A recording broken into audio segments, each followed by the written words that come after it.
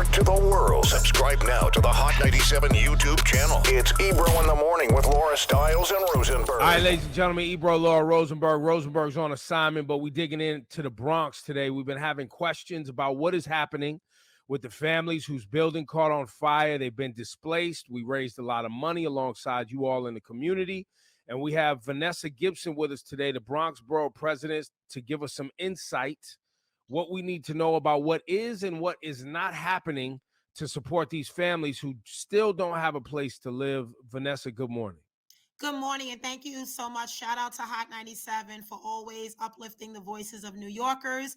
And I'm grateful to be here to just bring clarity to the issue and to bring updates to all of your listeners out there that have done so much to help the residents and families of Twin Parks. On January 9th, there was a 5-alarm fire that started in a third-floor apartment due to what we believe is a faulty space heater.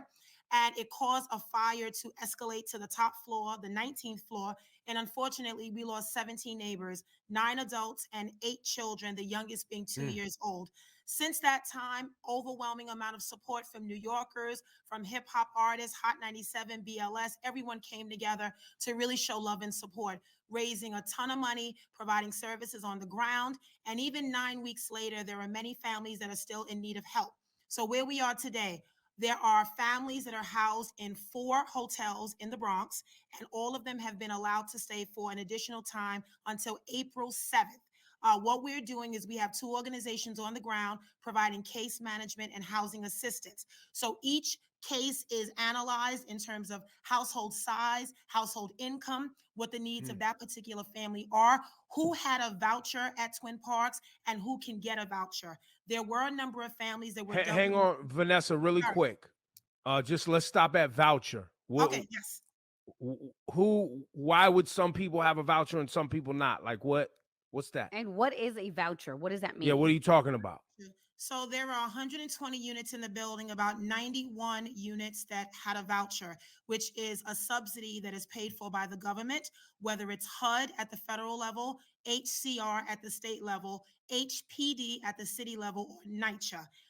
Voucher was given to these families when they moved into the building because many of them are rent stabilized, they are on a fixed income, and many of them just needed that support to pay the rent. So most of the families that have a voucher today, what we're doing is transferring that voucher to their new apartment, to their new building. And that has to be approved by the agency. There's a series of steps that we have to take to make sure that the family's voucher can transfer. There are a number of families where you had double and tripled up family members. So those families have been broken in terms of individual. A family of 10 is now 2 families of 5 because you have other adults in the household with children. And the reality is, you understand, when times of tragedy happen, when you see these fires, you realize how many families are living in tight-knit quarters because they don't have apartments that are conducive to their size. So we're trying to accommodate that in this process to make sure that the brand new apartments are 3 bedrooms, 4 bedrooms, duplex apartments to really meet their needs. So on that, so and we've been talking about this on the radio because I'm assuming that if the city just had empty facilities to put families in, this would possibly move quicker. But does the city need to work with private owned buildings to participate in these vouchers and also giving up units that can accommodate families this size? Are these city owned buildings? What type of buildings are these people going to receive? That's a good question. And that's simply why it's taken a little bit of time, because we do have a lot of large families at Twin Parks that need to be accommodated. We're not going to squeeze a family of 10 into a 1 or 2 bedroom where they used to live before. So we're working with private landlords and owners of buildings, predominantly brand new buildings. We're trying to get families into brand new apartments that are online now. And we have a number of families that have already signed leases. They're in the process of moving. So they're back and forth between the new apartment, Twin Parks, and the hotel. We have a number of families that are waiting for a brand new apartment to come online because it's not yet ready. Every family is going to be accommodated, but I think the delay and why people are wondering what's taking so long, is that each family is very unique and has very different needs from other families. So we are working with private landlords. Some of the buildings are government subsidized. The vouchers are being accepted, but a lot of it is agency, bureaucratic red tape that we're trying to cut through to expedite this process as fast as we can. Now, Vanessa, the reason we ended up speaking very passionately about this on our program, well, Hot 97 did step in, and we had Fat Joe, shout out to TT Torres. We had a whole telethon to raise money, bring the city together for the NYC Mayor's Fund. Now, an organization that I follow called the South Bronx Mutual Aid Fund, they were calling out the Mayor's Fund, saying like, look, last night, this happened on March 1st. Families were told it's their last day they would be receiving meals at the shelter hotels with no explanation and no alternatives other than the contract with the meal agency had ended. Now, of course, I was like, what? You know what I mean? It's like, but to me, I felt like after you stepped in, because me and you have been in contact, you fixed all of this. That's right. But Yes. it's very scary because what if you hadn't stepped in? These families would have just been without food in the Right. temporary shelters that they're in. So what's happening with the mayor and the mayor's fund, and what's happening with these funds that everybody donated to? Right. So thank you so much. And shout out to Hot 97 and Fat Joe and Remy and Cardi and A Boogie and everybody. I was with Fat Joe and Remy and TT Torres that Saturday, and we raised over $1 million. I know that so many have really stepped up in a real way, and I'm so grateful for that. This is really about communication and about accountability and about understanding what the process is. I don't oversee the mayor's fund. I have confidence that the staff are running it well, and I trusted that they were doing the job that they needed to do. We were not aware March 1st that the contract with World Central Kitchen was ending. Luckily, I found out that evening from one of the clients at a hotel, and we sprang into action because we could not have families at a hotel with Right. no food, because these hotels do not have cooking capabilities, and many children are in these hotels. So number one, that was Right. unacceptable, and I was outraged and really pissed off. So we sprang in action. We called World Central Kitchen, we called Hospitality, we called GYO, we called Latino Restaurant Association, and we asked the mayor's office to please expedite whatever contract, because contracts got to go through lawyers and legal red tape and all this other stuff. And we Got to said we be a just want vendor in the system so that the exactly payout can wow, happen. That takes 90 days. Da, da, exactly. da, da, You all got of it. that. You got it. So we were able to work with the Latino Restaurant Association, who had already been working with World Central Kitchen. So it was easier. They were already in the Vendex, already vetted, and we were able to get the food services up and running this past Saturday. Started the 3 days each day, breakfast, lunch, and dinner over all of the hotels. So that is extended through April 7th, right? To be parallel with the hotel extension. And if and when, as we get closer to April 7th, we will triage, we will analyze, and if need be, we will extend the hotels again. The point I want to make to everyone is we are not pushing anyone out. I realize that families are traumatized. They're going through a lot. Their kids are in school. They're really trying to build their lives and get back to normal. So we don't want to push them out. We want to be very, very deliberate in the work we do and make sure we accommodate their needs. Vanessa Gibson is on with us. She is the Bronx Borough president, and clearly is on the front lines of making sure these families from the Twin Peaks fire that are being taken care of. Vanessa, so let's talk about this money. Yes, yes. Millions of dollars have been raised. The family staying in the hotels right now. Is the money being raised to pay for the hotel, or is the money that was raised, is that going to pay for hotels? Is that going to pay for food? And then my next part of the question is, how will the disbursement of this money, what systems are in place to make sure that this money goes to the families, and what can these families and people expect to receive? Right. So again, thank you to everyone. Shout out to every New Yorker who really stepped up and donated to the Mayor's Fund to advance New York City. So the first disbursement was made in early January. Every head of household at Twin Parks received $2,250 in the form of a gift card.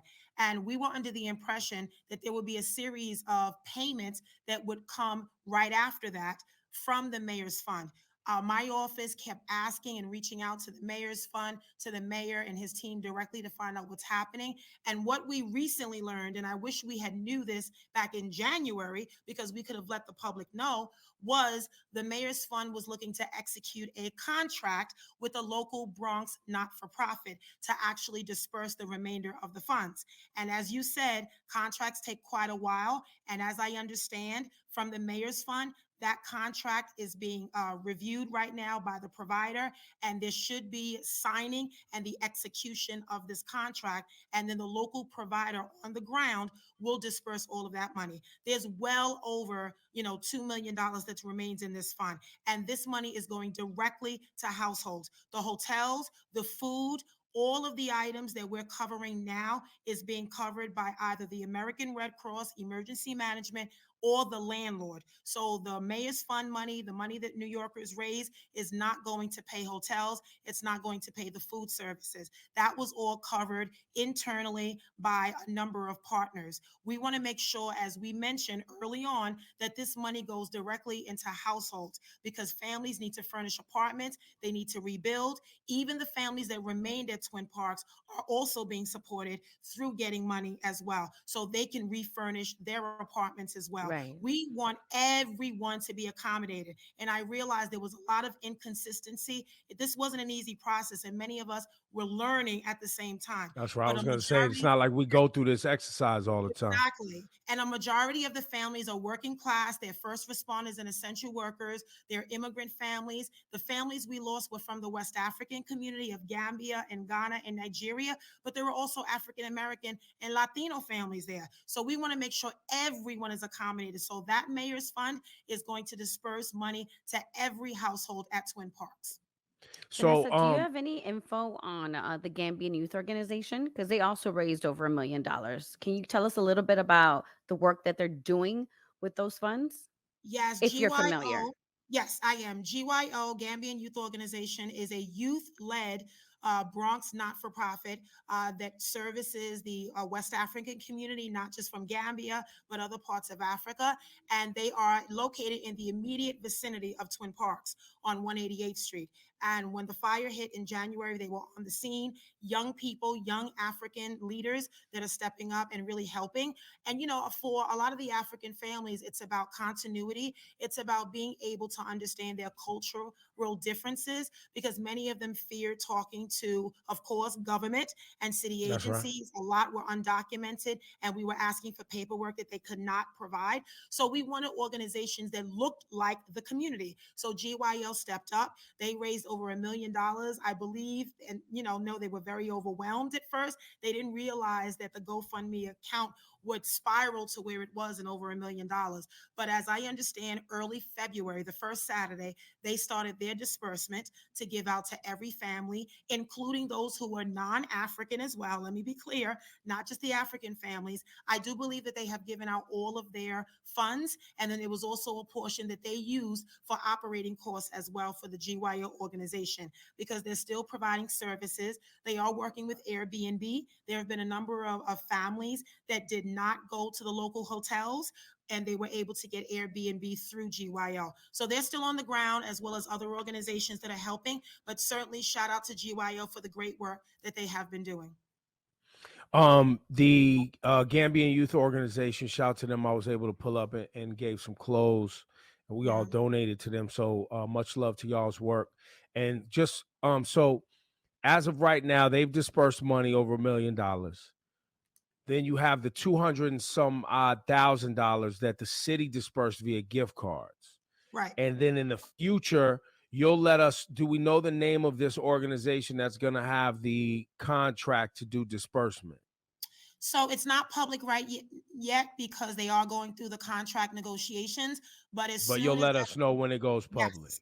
And I am happy, guys. I'm always about the truth and clarity. And I am happy to come back on next week after, to make sure that we give you guys updates. We'll do press releases and really get the information out, because I don't want people to think that all this time is passing and nothing is happening. There are about 35 families that have already signed brand new leases. They're all getting furniture vouchers for brand new furniture. We're also going to be dispersing more clothing and bedding items. We have a storage facility here in the Bronx Bronx that we are getting ready to prepare for the families this month to be able to come and get a number of items. We just got so much stuff. We got living room Of sets, course. bedroom Yeah. sets, appliances. We got everything. So a lot of that is in storage, and we will be notifying all the families. We just really, Ebro, wanted them to get settled Of into their course. new homes, and then we're going to work with them. And the last point I want to make, which is very important, counseling. We want to make sure that we provide counseling on site to the families. The students that are at the local schools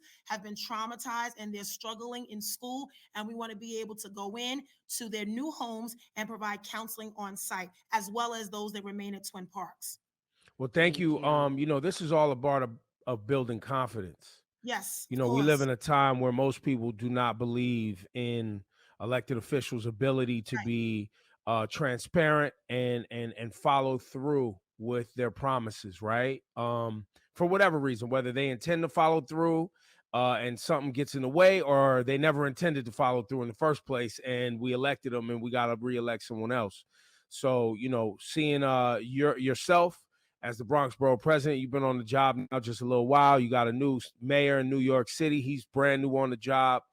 And this is first time in recent history that we're dealing with a building fire like this and families needing help and trying to, and this is challenging our systems, right? So we're all trying to pay attention so we can learn from this. Right. And also it builds confidence the more we communicate. So thank you for Right. your time today. Absolutely. you, I would love Vanessa. to come back. Thank you, Ebro, and thank you, Laura Stiles. Anytime. And We anything you need help with, appreciate you. anything you need help with us, you let us know. You know, we've been giving teachers in the city. We're doing this thing. We're giving away $1,000 a week. And I know in the Bronx, there's a number of schools that need some funding and support. And we're giving $1,000 to any teacher that emails us and needs some backup. So I'm sure you know some teachers and some schools that need some backup. If we can get some money to them too, let us That know, would because the be BX. great. Yeah, Yeah. so I'm actually going to go to the school today of the 6-year-old little girl who was brutally stabbed over the weekend. Her mom and her were stabbed in the Bronx. It's just terrible. And these 6-year-old classmates were told this morning that their classmate is never coming back. So I just ask everybody to pray for this family. Domestic violence is real, and we have to continue to provide support for clients that are in need. And sometimes you don't know the faces of domestic violence. People hide behind walls and doors, but yet they're struggling. They're in abusive relationships and they don't know how to get out. We don't want to wait till a mother and child are stabbed to death before we take action. That's right. That's right. Vanessa, thank you Thank you so so much for your much. time Thank you, and thank guys. you for Peace your and work and blessings. your commitment to the community too. Thank you. Peace and blessings, guys. Much love. Peace. We'll talk to you And soon. okay. Take care.